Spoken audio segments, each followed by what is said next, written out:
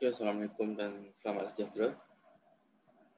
Untuk kali ini kita akan tengok kepada chapter 9, water jet machining, abrasive jet machining and abrasive water machining. So kita akan fokus kepada water jet, chapter ke-9.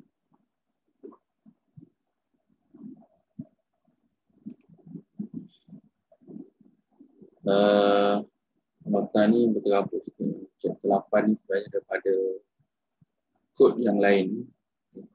So kita nak ni kita ikut kita punya RPP, water jet machining. Jadi secara ringkas, secara umumnya water jet adalah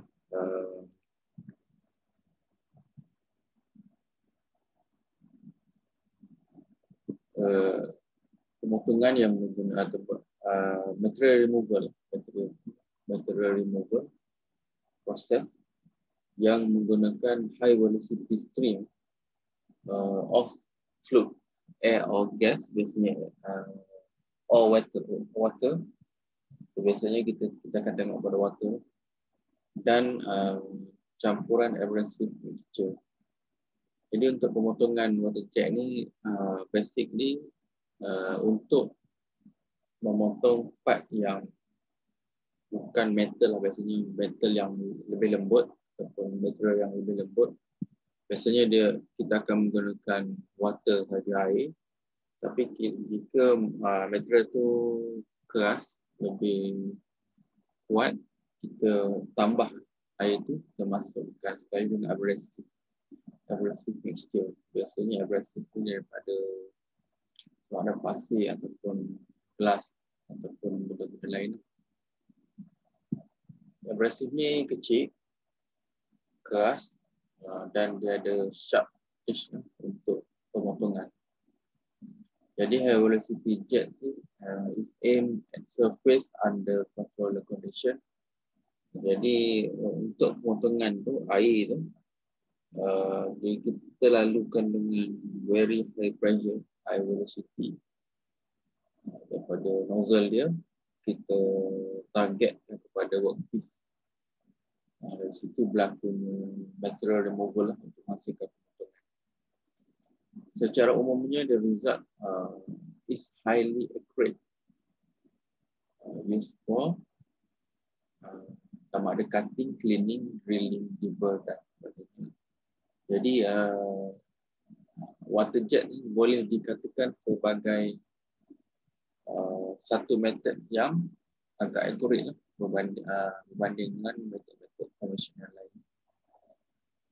Okey, kita untuk lebih dapat gambaran yang jelas, saya tunjuk video secara ringkas lah,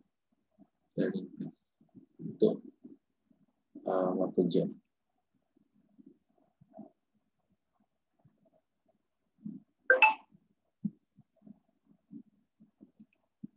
So kalau kita tengok kat sini, dia tengok pemotongan pada satu material lah. Saya rasa ni metal kot.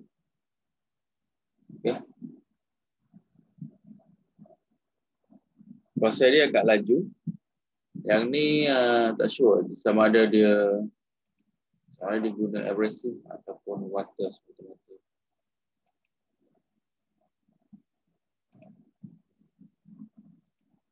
Saya cepatkanlah, jangan nak bagi gambaran. Mungkin tak ada yang belum dapat idea macam mana cutting proses itu berlaku.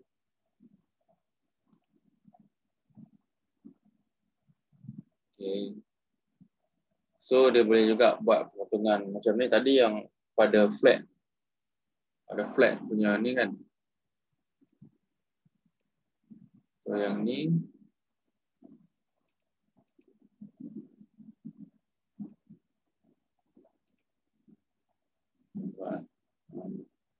cutting jenis macam ni pun boleh.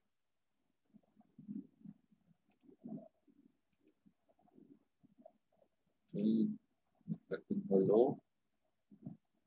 Okey. Yang ni kita tengok dia boleh juga dalam bentuk angle. Dengan bentuk angle.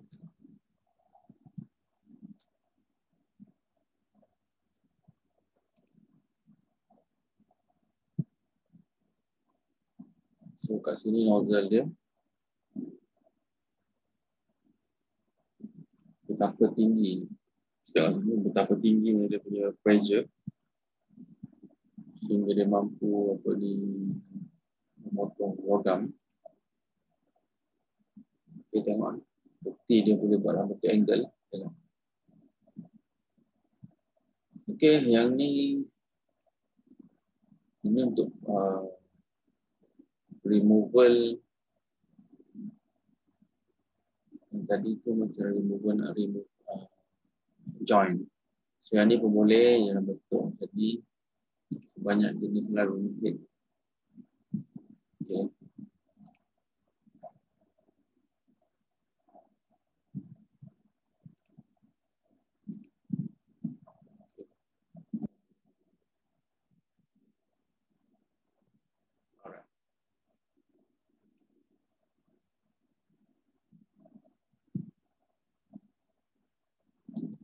Okey,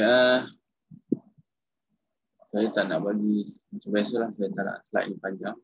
So, secara detailnya boleh baca pada nota. So, ada lagi yang disambung dengan video tadi ni. So, yang ni okey, thick. Yang tebal pun boleh.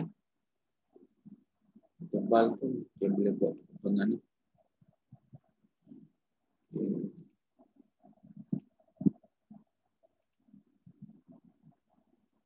Beberapa pelbagai profil dia boleh buat.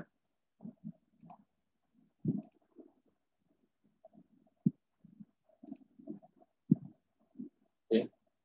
Tinggal dia boleh dan sekarang tengok macam-macam lagi lah. Okay, macam-macam lagi tengok. Okay, kalau tengok boleh search dulu. Jadi kita pergi kepada slide. Okay, secara prinsipal ni, working principle apa ni, water jet machining ni, dia adalah menggunakan dia punya material, menggunakan pure water.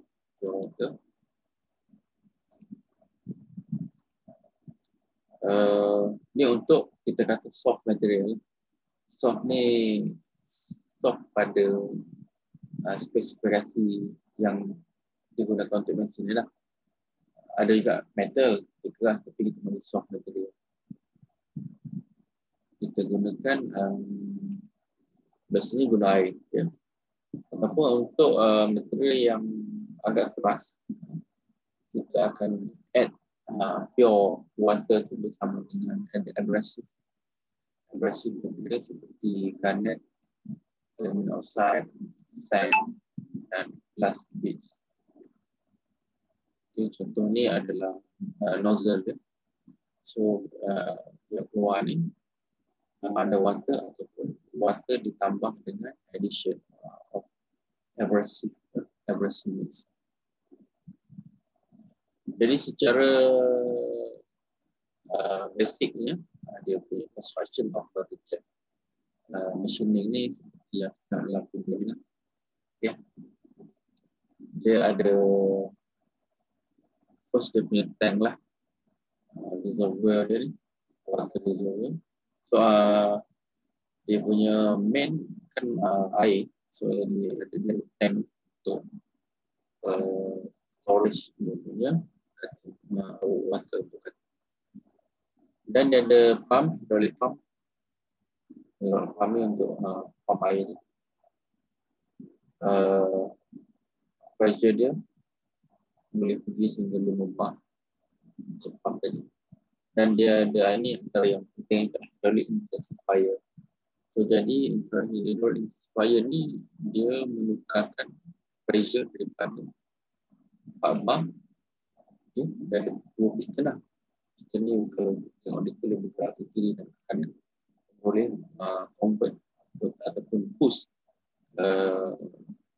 pressure dia daripada 4 bar ke 3,000 okay. Besar. Sebab tu metal pun boleh putus. Jadi ada accumulator, control valve, directional control valve. Saya untuk memastikan control valve ni Bagaimana kita tahu supaya tidak flow yang lalu kita kota balik sekarang balik dia masuk sini ke sini ke nozzle yang bersih lalu dia masuk ke bersih kita cutting so yang mana yang dengan dia so yang mana dia sisa ataupun yang dah waste atau yang dah digunakan dia akan masuk pada satu saluran sini untuk di masukkan ke filter. Lepas tu dia ada flow regulator valve. Dalam sebelum dia pergi kepada nozzle, dia akan ada mixing chamber or tube. Chamber jika dia nak gunakan abrasive, dia akan mixing ke situ. Dan dia akan pergi kepada nozzle. So nozzle ni dia akan masuk pressure yang tinggi. Dia akan melalukan pressure yang tinggi itu. Jadi biasanya dalam nozzle ni dia menggunakan sama ada rubber ataupun diamond. Sebab apa? Sebab supaya tidak berlakunya wear lah. Sebab dalam ini kalau ini adalah dia punya abrasive tadi. So abrasive akan lalu ikut nozzle. Kalau water mungkin okey lah. Kalau abrasive ni kalau kita tak gunakan material yang kuat dia akan cepat terhakis. Lepas tu dia ada drain and catcher system. Okay, kat sini. Drain ni tempat kampungan lah. Catcher system, ada metal yang kena potong. Empat yang kembali jatuh dalam catcher system. Okay, antara kelebihan water jet machining ni, WJM, adalah kompleks part tu boleh hasil buat machining untuk kompleks part. Sebab apa? Sebab dia gunakan CNC ni. So, CNC tu perlu je pergerakan coding ataupun parts yang kita dah set untuk buat cutting. Lagi antara kelebihannya adalah untuk clean lah. Clean and dust free. Dah tentulah dust tu dah dibawa lah kan dengan air itu sendiri. Lagi ada slow operating and maintenance cost because no moving part. So dari segi cost dia lebih murah, agak murah. But thermal damage to the workpiece ineligible due to the heat generation. Jadi thermal biasanya isu yang berlaku dalam machining yang menggunakan matlamat adalah heat. Kadang-kadang heat tu kita tak boleh nak kontrol. Jadi heat tu boleh sedikit sebanyak memberikan kesan kepada pembukaan surface yang kita machine. Jadi dalam kes yang ni isu ni tak timbul lah. Lepas tu thermal damage. Thermal damage to workpiece is negligible due to heat generation. So, relate dengan poin ketiga tadi. Thermal damage. Thermal damage mungkin warpage ataupun bending kan. Kesan daripada heat jika menggunakan tools atau alat. So, yang ni dia menggunakan air. So, heat tu tak banyak lah. Dia mungkin ada heat. Dia mungkin nak menghasilkan energi lah semasa, tapi sebab dia dah kena air kan. So, dia tu akan berpindah. Kerana heat tu akan berpindah di bawah water sendiri. Lagi advantages dia, ni kita boleh cut softer material like rubber. Okay, material yang lembut macam rubber, plastik atau kayu pun boleh dipotong dengan lebih mudah dengan menggunakan water jet. Kalau rubber nak guna tangan dah susah ya. Lepas tu environmental friendly. Okay, saya tak sure ada 100% on environmental friendly. Mungkin dia lebih bagus daripada teknologi lain. Dan lagi it has a greater precision of machining. So toleran dia lebih kurang plus minus 0.05 inch. So dia agak precise. Tapi tak boleh lawan yang high speed machining razor. So dia juga ada disadvantages. Tapi tak banyak. Very thick material. Kalau material tu terlalu tebal, dia tak boleh buat juga lah. Terlalu tebal. Kalau tebal tu, dia sebenarnya kelebihan dia adalah dia boleh potong material yang tebal. Tapi kalau terlalu tebal, dia tak boleh buat juga. Dan dia initial cost untuk water jet machining ni tak tinggi. Okay, application so simple line. So yang lebih detail ada dalam design. Saya dah share sebenarnya. Nanti beri tu. So water jet ni application dia antara mining. Okay, mining ni perhubungan, biasanya emas, timah dan sebagainya. Otomotif, aerospace dan industri-industri lainnya yang memerlukan pemotongan yang lebih precise. Lagi material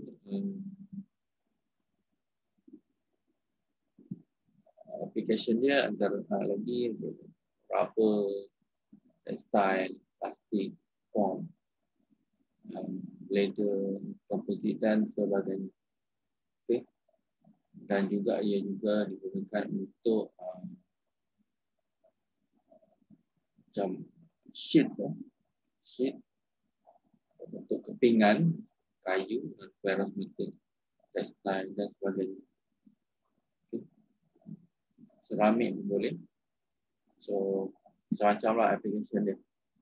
Banyak lagi yang tak di list kat sini pun banyak lagi. So ni contoh mining. Contoh mining main contohnya contoh mining pada aerospace, buat kata pada aerospace kan dia memerlukan precision. Satu industri yang sangat besar dan kritikal. So water jet ni sesuai lah digunakan. Okay.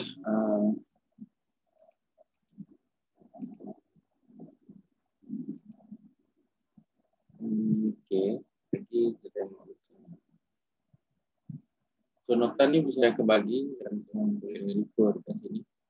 So kat sini dia ada juga buat perbandingan lah antara wire cut versus water jet. Contoh wire cut of course precision dia lagi kan lagi tepat lah berbanding dengan water jet, tapi beza tak banyak.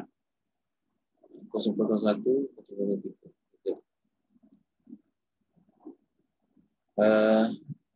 Thick part lebih pada 12 inci boleh buat, tapi water jet ada limited lah. Taper dia boleh buat taper. Kalau EDM dia buat taper, tapi water jet taper dia tak sebagus dan EDM punya. Jadi satu benda yang kita boleh take note kat sini, bila sesuatu cutting memerlukan heat, dia akan memberi kesan kepada heat affected zone. Misal saya terangkan sebelum ni, heat affected zone ni kalau dia punya fenomena heat affected zone itu terlalu besar, dia akan memberi kesan kepada part cutting parts.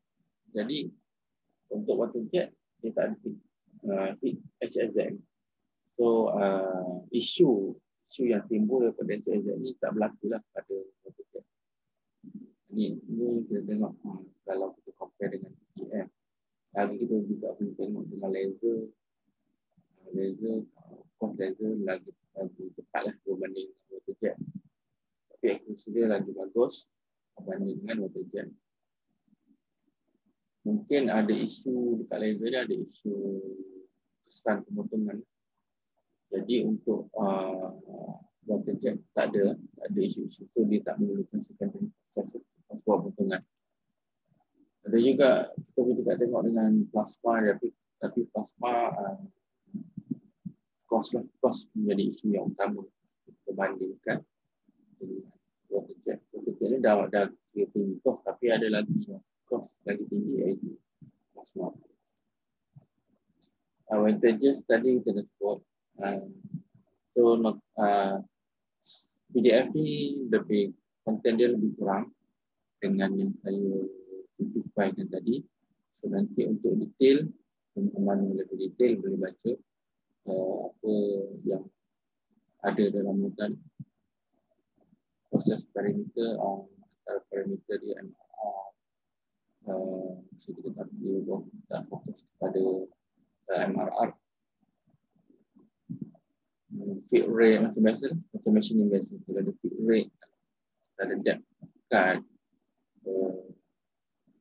pressure lah. Pressure ni akan menentukan kualiti finishing. Okay. Lagi.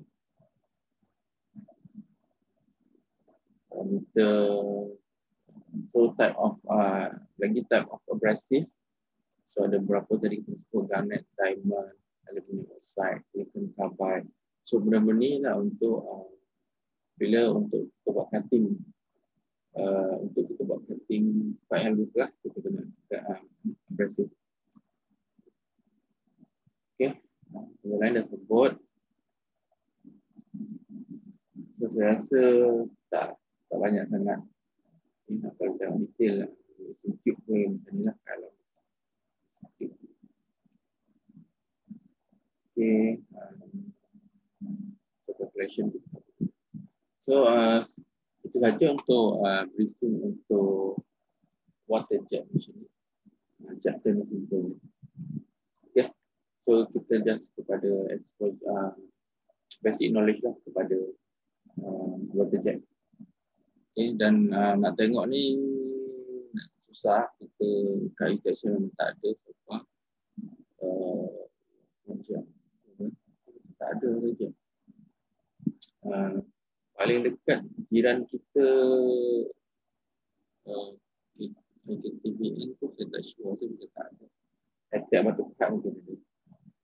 Okay, kalau nak tengok SSM ni memang tak tengok lah kan. Tengok daripada video je lah. Mungkin kalau tak ada pandemik, kita boleh buat visit mana-mana, kita boleh tengok. Okay, itu saja. Sekian, terima kasih.